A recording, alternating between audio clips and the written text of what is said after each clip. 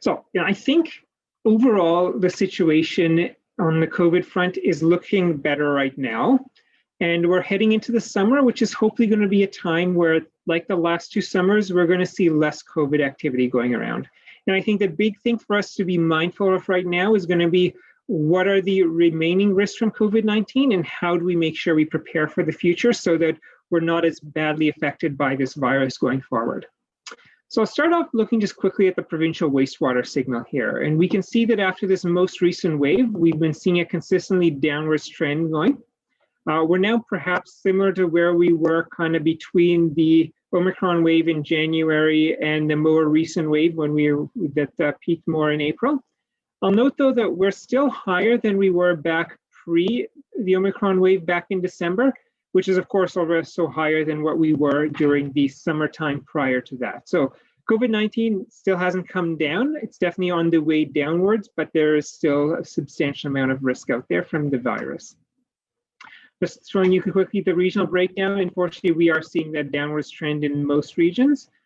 The eastern region, GTA, maybe not quite as low as the rest of us are seeing. We're fortunately here in Central West, one of the regions that is seeing a bit of a larger decline than somewhere like the eastern region or the GTA there. Looking quickly just at the cases per 100,000, we can see, the trend there has also been that we had a wave and it's on its way down. But the number of cases is still, higher than we were seeing through the fall and definitely higher than the summers. And remembering, of course, this is a time of restricted testing, so probably the true number of cases is substantially higher. So there is still a lot of infection going around. Here in Niagara, we can see our case numbers actually seem to are fairly similar, maybe more on par with where we were through the fall. But of course, remembering that the true number of infections is much higher because we're not able to test everybody right now. And we are certainly not as low as we were in the past 2 summers, which is hopefully where we may be able to get to again. I think we see the ongoing risk really illustrated here when we look at the test positivity. So the orange line here is the percent of COVID tests that are coming back positive. When there's been low amounts of infections circulating, such as last summer, you can see that test positivity comes down quite a bit. And you can see it's definitely trending down. It was, getting to about 18%. We're probably down to about 8%, so less than half of what it was. But it's not come down to, say, a 2 or 3% of where we were maybe through the fall of last year, or even down to the 1% we were during the summer. Here in Niagara, we haven't seen the test positivity fall quite as quickly here yet, but definitely on its way down. But again, you can really see how it's much higher than we were in the fall, much higher than we were the past 2 summers, which is, I think, where we really want to see it going. And the key there is that means COVID is still spreading in our community and people are still at risk from the virus going forward. Consistent with those trends, we're also seeing the number of our outbreaks coming down, and we're actually seeing only a small number of outbreaks at this point, which is definitely good news as well, because that, of course, means that those who are at greatest vulnerability in our society are better protected now. When we start to look at our hospital and ICU data, I think we start to see a little bit of the remaining impact of this pandemic. So, this is the spike in hospitalizations that we see province-wide, and it's on its way down. But you can see that the average number of hospitalizations really actually hasn't come down quite a bit. We know it takes a little while longer for people who are hospitalized to, recover, get discharged. So the hospital numbers are always going to lag what we see with the case numbers. But we can see that there's still an impact on our hospitals across the province here, where that number still remains much higher than it was through the summers or the last fall. Our ICU numbers, likewise, on its way down, still not down to the very low numbers that we've seen at some parts of this pandemic though. Here in Niagara, it's a little bit more optimistic that we've seen the hospital numbers come down a little bit more sharply than they have province-wide. ICUs, though, are still seeing a few patients. And when we look, at the bed occupancy of our hospitals, we can see that our Niagara hospitals still are seeing over 100% capacity right now. So they are still very much stressed and really dealing with the burden of COVID patients. And you can really see here on the graph where they've basically been at or above 100% for, good 7-8 months now. So there's been no real reprieve for well, I shouldn't say no reprieve, but there has been much of a reprieve for the hospitals. It's definitely better than it was a few weeks ago with fewer COVID patients, but they're still very busy dealing with the many different health issues that are going there. And I saw this headline over the weekend, which I think really reflects what I've been hearing from some healthcare providers here in Niagara, which is health workers really face a lot of burnout. And even though the COVID situation is improving somewhat, it hasn't improved as much in the hospitals as it is in the community. And there is the burnout, there is the real stress and intense level of work that they've been doing for 2 years, which is ongoing. And I think we need to be very mindful of how fragile that could be for a healthcare sector if we don't actually put in place the policies and the control of illness right now that can make sure they can truly recover from this pandemic going forward. Lastly, just want to highlight deaths from COVID-19. We've seen the deaths from the virus have come down after this wave, but they're still relatively high. We have not got them back down to where we've been in past summers and falls, or even the very low numbers we had in the summer of 2020. So I do think that does speak to, we do want to try and do things that are reasonable to reduce the spread of infection so that these people who are most vulnerable and unfortunately still passing away can be protected. And we can see here, during this wave in Niagara, we did have more frequent deaths from COVID-19, and we are again today reporting an additional death from COVID-19 going forward.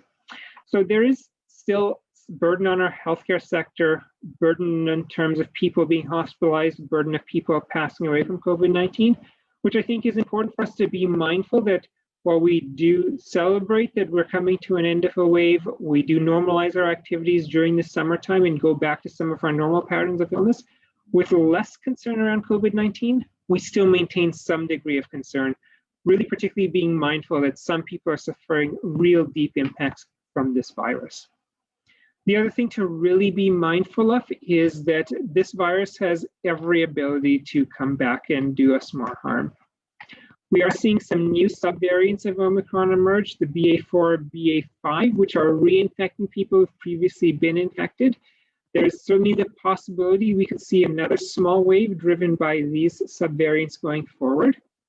We're hearing more and more about people being reinfected with COVID-19, and you may have seen some of the, stories of celebrities going through that recently of getting reinfected. We're seeing people who've been discharged from a COVID-19 hospitalization actually being readmitted when their infection relapses, or perhaps they get a reinfection, and that's actually hitting about 1 in 9 people who, after being discharged after recovering from COVID-19, nonetheless get readmitted and either pass away or are once again in hospital. And we're seeing some real data out of the US and elsewhere about people being reinfected with the COVID-19 virus. And I did touch on this, by briefing to regional council a little while ago, but I just want to highlight that, scientists are seeing that the virus shows no signs of disappearing, and that variants are now causing more reinfections, such that people might see, waves of infection 2, maybe 3 times a year, as people get reinfected, perhaps even multiple times a year. As this quote highlights from another scientist, people may go on to have a 3rd or 4th infection even just this year from COVID-19. And of course, some fraction of people who get long COVID will have symptoms that persist for months or years. The way we're managing the pandemic right now basically is going to ensure we keep seeing these waves and we see people continue to get reinfected, according to this scientist. So reinfection turns out to be the norm. The COVID-19 virus is not going to be simply this wintertime once-a-year thing like influenza, and it's not going to be a mild nuisance in terms of the amount of morbidity and mortality that it causes our society. And all of this is because the Omicron variant produces a weaker immune response, which seems to wane more quickly. So as new variants pop up, even though they might be similar to the Omicron variant, they're different enough immunologically that it's not leaving people with much protection and people getting reinfected. And so that's one of the risks we do see going forward, that we'll get these new subvariants that will cause more infection, but even people who are vaccinated, who do have had previous infection, have some immunity from that, they're going to keep getting reinfected. And one quote there highlighted long COVID, and the risk of long COVID remains high in our community. Conservative estimates are at least 10% of people will get long COVID. The US CDC say maybe closer to 20% will get it. And we're seeing some really concerning, information now around people's actually brain structure is being perhaps impacted by COVID-19 infection, that there's cognitive impairments that people are suffering resulting from COVID-19 infection. And you may remember a month ago where we were really worried about this childhood hepatitis spree that we are seeing. And we're seeing some science that's showing that childhood hepatitis is associated with COVID-19 infection. And that may well just be another presentation of how long COVID happens in children. This is the CDC study I mentioned where they're saying 1 in 5 adults may end up developing long COVID going forward. And that's going to impact people's ability to contribute to the workforce. It's going to have economic consequences. It's going to put a strain on our healthcare sector as our sector has to deal with all of these chronic illnesses that are resulting. And I showed this highlight, I think, last time I presented to you with that, surviving the pandemic is only half the battle, but long COVID is going to affect many, many people across the globe and is going to be this ongoing challenge that we have to deal with. And of course, moving away from health, we're of course seeing lots of economic disruption right now. We're seeing supply chain issues. We're seeing inflation. And the UK, which really rushed to reopen completely earlier than us, saw real challenges from long COVID in terms of being able to staff their businesses. And you can actually see here in this graph put out by the Bank of England, this is absenteeism of people from work due to long-term illness, which had come down to this fairly low level in the last several years. And then you can see with a pandemic, it spiked up. And then more recently, as things have reopened and we stopped pandemic controls, it spiked up again. And that's a direct result of what long COVID is doing to our society. And so I share all of this as just a reminder that I think going forward as a society, we need to be mindful that this pandemic isn't over. We are absolutely in a much better situation. I don't think we're going to need to have businesses closed or capacity limits. I think there might be a brief reprieve we can take from wearing masks if infections do get low enough during the summer. But we're going to see the virus likely resurge in the fall. We're going to see ongoing hospitalizations, deaths, healthcare strain, long COVID, and economic consequences from this virus going forward.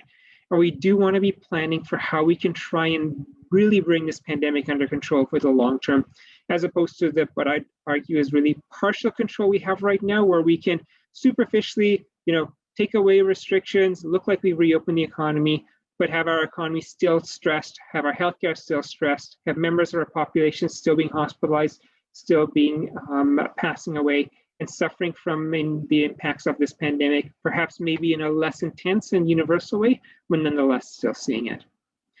I think we should be using this summer, hopefully, as a time where when things are relatively better controlled, we can start to make some changes to help us prepare for the long term. And I think the first amongst those is getting our third doses of vaccines up. So this is our vaccine coverage here, and the orange lines are first doses and the blue lines are second doses. And you can see outside of the 5 to 11 age group, we've really got people vaccinated to a pretty high level with the first 2 doses across our society. When it comes to those third doses, though, we've done pretty well with the elder members of our society, but we have a whole swath of people who are younger who have not yet got that third dose. And I think we really need to prioritize getting their doses up, because if we can do that, that really slows the spread of infection in our society, protects the older, more vulnerable people, and is one of the ways we can sustainably be protected from this virus going forward. We also have a bit more work here to do with getting 4th doses up for that older, more vulnerable group as well. We're still doing vaccine clinics, just highlighting that we'll be at the Canada One Outlet Mall all this week doing vaccinations. But in terms of the plan over the summer of how we prepare for the long term and getting those third dose vaccines up, I propose that really the government takes the proof of vaccination tool and updates it to incorporate a third dose. I'm not necessarily saying that right now they need to go out and actually start to require proof of vaccination anywhere, but there are still some businesses, there are still some organizations using this proof of vaccination tool to check that their employees are vaccinated, that their customers and clients are vaccinated. Let's use this proof of vaccination tool so that when they are using that tool, we're making sure that they are seeing that people are up to the standard of what we should expect for their vaccination. As well, by updating the proof of vaccination tool with that third dose, it hopefully sends a signal to everybody else that 3 doses is now the standard for being vaccinated, And you might want to go out and get that third dose so you are prepared if and when maybe proof of vaccination becomes a requirement in other places once again. So I propose that's something we should be doing this summer to try and nudge people to get those third doses so we can be better prepared for the virus come the fall and for the long term. Second thing I've often talked about is about improving our ventilation and filtration systems. We know the virus spreads through the air. If we can remove that virus from the air with better ventilation, if we can remove it from recirculated air with better filtration, we can make our public spaces, places where people congregate and get infected, much better and safer for them. I think we should be updating our building code to taking account improved ventilation and filtration. That would require that all new buildings that are going significant retrofits or significant renovations, they will be brought up to a level where we'll be protected from the virus in those spaces. But I think the government should also provide funding and incentives to businesses, especially businesses that tend to have lots of public members together, congregating, interacting, where virus can spread, to really help them upgrade their systems for ventilation and filtration so we can make those settings safer for people overall going forward. So when we do see that new resurgence of virus, or we do see more infection spreading, people will be better able to continue to go out to those public spaces and not have to worry about the virus spiking and spreading and infecting them. I think we really want to be building a culture of people staying home when sick. If you're sick and you go to work, you go to school, you're spreading infection to many more people, in some cases vulnerable people. We've been really good for the last 2 years in this pandemic of people staying home when they're sick. I think we want to really ingrain that as a permanent part of our culture going forward. Part of that, I think, is that we should make permanent paid sick days for people. So nobody feels that they need to go to work to earn an income and pay their bills, and they're going to go when they're sick. That they can feel that they can stay home, protect their coworkers and employees, and not have their economic livelihood hurt. I think we need to have a big provincial campaign to make sure that this culture really sticks going forward, and I'd like to see the province hopefully take some leadership in building that. And of course, part of that communication campaign is the importance of staying home and sick, but also highlighting that we have ways of working remotely in many industries. We've done that for 2 years, and we can really leverage that. So people who are mildly sick, only have a bit of a cold, feel well enough that they can work, they can actually work from home and not actually put their coworkers, their fellow students and others at risk if they do go back to work. And we can really build that true culture of people staying home with sick and not having sick people spreading infection more widely. Talked about how we should study our holiday calendar and see about how we can maybe separate gatherings of people in certain holidays from the points where people all go back to work, go back to school, so we don't have people gathering in a holiday, spreading infection amongst friends and family, going back to work and school, and then spreading that infection to even more people. I think there's real opportunity here for us to spend the summer to rethink our holiday calendar and come up with a new holiday calendar that can hopefully better protect all of our society going forward from this virus, but also actually from other respiratory viruses. If we do this, we can maybe protect ourselves from influenza, we can protect ourselves from getting colds as often, or we can probably protect ourselves even from the next pandemic of a respiratory virus that may come along. I think these are all smart things that we can do. And lastly, I think as the pandemic's management is becoming less intense, now is the time to start to look back over the last 2 years of how our pandemic response went, what we can learn and improve upon, even as we continue to manage the pandemic going forward. And these reviews, of course, may take a while. I'm thinking, particularly the nonpartisan commissions that occurred after SARS. That's the kind of model of a review we need to take a really deep dive look at this pandemic. Those reviews took a couple of years, so even as they're working on their reviews, as things happen over the course of this next year on the pandemic, they can then, of course, take a look at what happened there and really come up with a comprehensive report. But I think there's a real opportunity now to take a real hard look at how our pandemic response happened. Looking at what was, went right at the provincial level, at the local public health level, in long-term care, in our healthcare systems, out in society, out in, the community, really looking at all factors of what happened. And I think having these nonpartisan commissions that have the budget, the resources, and the time to take a real deep dive is going to be really important. And I think that's something that we should really be seeing, hopefully struck up in the next little while, and not rushing with making any kind of changes until we've done that real deep dive examination of what we need to improve going forward. And so my big message, I think, for now is that this is what we need to be focusing on over the summer. to make sure we're prepared for the fall when we might see a resurgence of the virus, and for the long term to make sure we can truly bring this pandemic to an end and stop seeing the impact and suffering from COVID-19 going forward. And so with that, I'll stop and turn it over to Courtney to moderate the questions. Hey, thank you, Dr. Hergy. Up first, we have Paul. And you should be able to unmute. Can you hear me? Well, thanks, Courtney. Well, thanks, Dr. Hergy. There seems to be a perception out there that the pandemic is winding down. I see fewer people masking. Do you think people have largely tuned out to the dangers? And is that something that you think can be overcome if that's the case? Yeah, I do think I see similar to you that people are less worried about the pandemic. I don't think it's entirely incorrect. We are in a much better place in this pandemic. We saw with this most recent wave where while we did have hospitalization spike, we did have people sadly pass away. Even with taking no required measures to control the pandemic, we did see actually our hospitals not overrun. We fortunately didn't see nearly the number of deaths we've seen through past waves. I think it is showing that we have, from everything we've done over the last 2 years, put ourselves in a better place in this pandemic where we don't need to be nearly as intense going forward. And so the public, I think, is picking up on that, and I think they're picking up on that appropriately. That being said, I don't think it's going from 100 to 0, where we drop everything all of a sudden. I think it should be a transition downwards where, yeah, we're not going to have restrictions on businesses. We're not going to be closing places.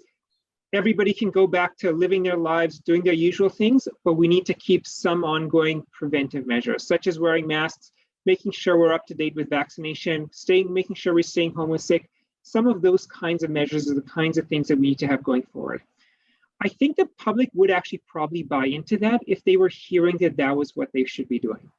But I think really the provincial government is not messaging that, unfortunately, anymore, and the province is really going to be the big voice on this. They've, of course, been distracted by a provincial election the last little while. That election is over, so I'm hoping they'll maybe take a little bit more focus on the pandemic, particularly in preparing for the fall in the longer term, and they will start to speak about this more. I think the public is probably resistant to going back to some of the most intense measures we've had over the last couple of years.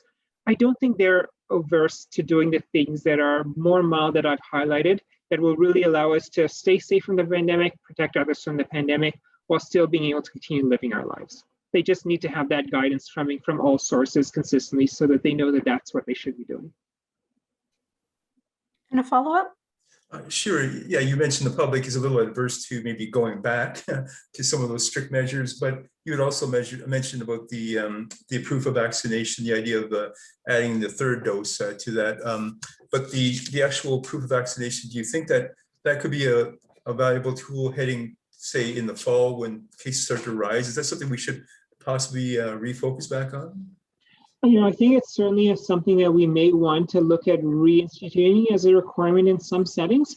Part of actually updating that proof of vaccination to incorporate 3 doses is getting us prepared for that potential eventuality. And if we do it now in the summer and we communicate that we're getting ready in case we may need to bring it back in the future, that gives everybody a signal that now's the time to go and get your 3rd doses so you're ready for that fall when it comes up. On top of course, the organizations that are voluntarily still using it, being able to make sure that they're using the best available scientific evidence in terms of vaccination for the proof of vaccination that they are continuing to check. Great, thank you. Up next, we have Alan, and you should be able to unmute. Okay, hi, Dr. Hergy.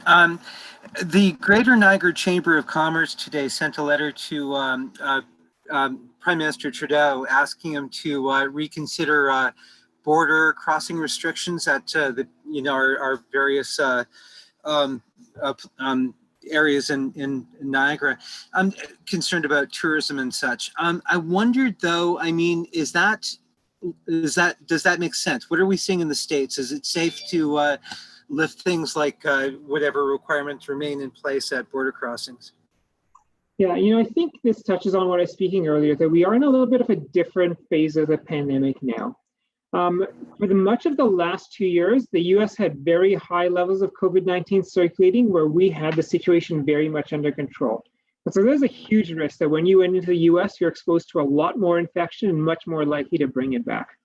I don't think it's really as wide anymore. Actually, for many of the past several weeks, Canada's been higher than the US in terms of the COVID activity we're seeing. It's flipping back a little bit of the other way now, where the US is higher than Canada again. But I don't think the risk from travel is as much as it has been in the past. So I think there is some argument around we don't need to be necessarily putting very onerous restrictions on travel. That being said, I think it's really acknowledged worldwide, in almost every country in the world, is having some border measures in terms of COVID-19. That tends to be proof of vaccination of some sort, perhaps getting tested, requiring people who are not vaccinated to quarantine. And I think those are still some sensible measures to have in place. What I do think we need, though, is that we need to move away from this patchwork of every country having different rules to coming to an international regimen of how we do these travel mechanisms. For example, with the yellow fever virus, there is an international regimen around proof of vaccination and how that is handled. And I think we need to be moving around to that. Have a single vaccine credential that whether you're going to the US, to the UK, to Germany, re-entering into Canada, you're showing the same documentation, you're acting under the same rules. So it really simplifies the rules around travel. And I think that's really going to actually be probably very much welcomed by businesses, to have a simple, clear set of rules that everybody knows of when they're traveling. Because I think right now it's actually very confusing, and that's probably muddying the waters around whether we should have measures versus whether we need to have simpler and easier to understand measures that don't really prevent people who are fully vaccinated, who have taken precautions, who are able to then actually cross the border and perhaps partake in some of our great tourist amenities here in Niagara. And follow up? Excellent, thank you. Okay, June 11th is coming up, and from my take on this, we're looking at masks being lifted from hospitals, long-term care, transit. Is that a good idea? Now, looking at the wastewater data I showed you a little bit earlier and the percent positivity data, to me, it looks like COVID circulation is still relatively high. I do think there might be a point later in the summer where masks can come off. I'm not feeling super optimistic that next week it's going to be low enough where I would feel comfortable for that. I would ideally like to see the Chief Medical Officer of Health do maybe a 2-week extension to that so we can see a little bit deeper into the summer what things look like. I think we're getting to a point where maybe it's safer to do that, but I don't think we're at that point yet. Thank you so much. Thank you. Up next, we have Penny, and you should be able to unmute. One thing that hasn't been mentioned for a very long time, and yet still when I go shopping, go into stores, I see the signs and the piles of those green boxes of rapid tests. Mm-hmm. Is there any point in using them? Do you have any advice for if we should be using them, or if so, when, that they can be helpful part of this overall plan? Just wondering what you could tell us about that. Sure, yeah. No, I do absolutely think that there is value to those rapid tests still. I think the most valuable use of that rapid test is if you have been in contact with someone who has COVID-19, you have family members maybe in your home who have COVID-19, starting to do those rapid tests can hopefully pick up if you get a very mild or asymptomatic infection. So I think it's very useful in that scenario. Secondarily, if you're someone who does develop symptoms of infection, I think a rapid test can help you tease out, is it COVID-19 you have versus something else, which will be perhaps useful for you to advise others. Whether you have a cold, whether you have COVID-19, you absolutely should stay home and not be spreading what you have. But maybe if you have a cold, you're not going to want to warn all of your social contacts and your friends. The rapid test can help tell you that that is COVID-19. And yeah, you do want to let all your friends know you've been around lately, and let all your family members know who you're with, that they may have been exposed to COVID-19 and to worry about. Just one caution around the rapid test, we do find that it's maybe sometimes 2 to 3 days into illness before it turns positive. So you get symptoms today, you test it's negative, repeat that test the next day, the day after, just to be sure that it's truly negative. One other way people are using rapid tests is if they're going to a big social gathering, a wedding, something like that. Sometimes people want to use that rapid test just as a double check that they don't have COVID-19 at that point. I wouldn't discourage that. I think that can be useful as well. I don't think the science supports it as strongly. It's not going to be as reliable for that purpose, but it's not going to do any harm. And if you do that rapid test, you can have just a little bit additional confidence that when you're going to be around a bunch of other people, particularly maybe people who are vulnerable, that you're not putting them at risk. So those would be the 3 scenarios where I'd really recommend rapid tests still being done. After you've been in contact with someone who has COVID-19 to check if you've developed the illness, after you develop symptoms to check if it's COVID-19 versus something else, and maybe before going to a social event, an event where you want to make sure you're not spreading infection to others, to just double check and give you a little bit extra confidence that you don't have any infection at the time. And a follow-up? Yes, I'm not sure whether the procedures or policies have changed, but if someone is to get a positive test with a rapid test, are they then supposed to do anything more? In other words, get a test from the region? What are they supposed to do if they get a positive test, other than, of course, stay home? Yeah. So for most people, if you get a positive rapid test, the main thing you need to do is isolate yourself and let your contacts know that you've had COVID-19 recently, so they can then be on the watch out as well. Most people are not going to qualify for a PCR test, so they don't need to go out and do that. If you happen to be in a healthcare worker or one of those professions where it's still eligible for PCR testing, absolutely would encourage you to probably go out and get that, just so you have that on track. The one other thing that it's not required, I'd say, but is strongly recommended, is that if you are someone who is older, if you're someone who has underlying medical conditions, who might be at high risk of developing severe illness, get in touch with your family doctor after that rapid test to find out if you might be eligible for treatment with one of those therapeutics like Paxlovid out there. And if so, what you need to do to make sure that you are actually able to access that treatment. Those treatments work best if given within the first 5 to 7 days, so you don't have a lot of time. Often you actually will need to go get a PCR test in those cases. You might need to get some additional blood work. So reaching out to your family doctor right away after you've tested positive, if you are in one of those people who is worried you could be at risk of severe illness, to make sure you find out what you need to do so you can get those medications and make sure you minimize your risk of being hospitalized. Thank you. Thank you. We've now gone through everyone who had a question, so we do have some time if anybody has an additional question they want to ask. If you can let me know in the chat, then I can let you unmute.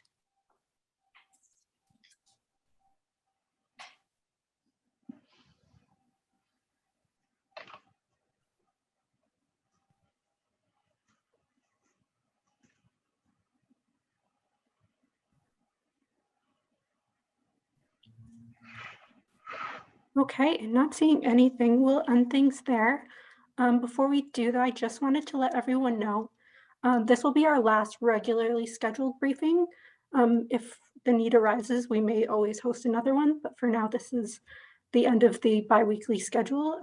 But as always, feel free to reach out to us if you have any questions and we can help get you the information you need. So thank you, everyone.